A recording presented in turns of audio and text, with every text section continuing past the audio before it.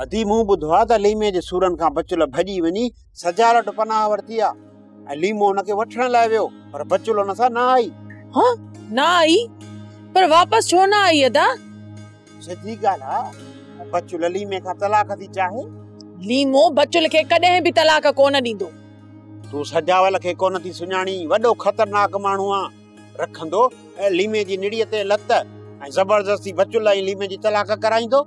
अदा जेकॾहिं लीमे अछे मथे में माई बचुल खे तलाक ॾिनी त वेचारी त रुली वेंदी न। छो रुलंदी? मां जो वेठो आहियां, मुंहिंजे हूंदे बचुल रुले त पोइ मां त ॿुडी मरां। अदा तूं पाण धिकन थाबन में आई, तूं वरी बचुल खे कहिड़ा सुख ॾींदे? मां भली धिकन थाबन में छो न हुजां, पर बचुल खे हिंदोरन में लोॾींदुसि, हिंदोरन में।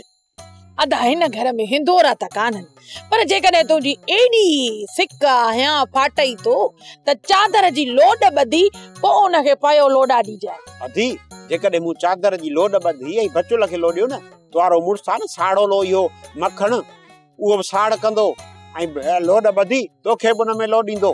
ज़ाहिर आहे तूं पोड़ी खग के लोड ॿधी उन में लोॾे सघे तो त बाक़ी मां त सुणी सताबी वॾेरड़ी हिकड़ी मलूकड़ी नंढड़ी नेटड़ी किकड़ो ज़फा जो मूंखे बाक़ी मखण लोड में नथो लोॾा ॾेई सघे।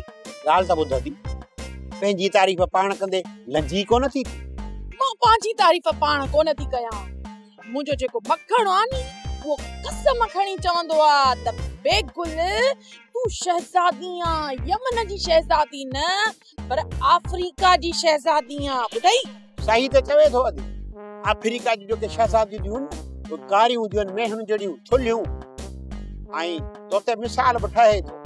सची अदा अफ्रीका जी शहजादियूं इएं हूंदियूं आहिनि, इएं असली कारियूं थुलियूं, यानी मूंखे मखण तुंहिंजी तारीफ़ में बेइज्जती करे थो वञे ऐं तूं अहिड़ी अबोझ आहीं जो हुननि जी बेइज्जती ते बडंदड़ा बि थी कढी, खिली बि थी, ख़ुशि थी। वॾी आई अफ्रीका जी शहजादी। सोप सीरियल तकरार तमाम एपिसोड ॾिसो हाणे HD क्वालिटी में। विजिट कयो असांजो YouTube channel Sindh TV HD drama. Subscribe कयो असांजो official YouTube channel Sindh TV HD drama ऐं वधीक अपडेट लाइ बेल आइकन खे क्लिक करियो।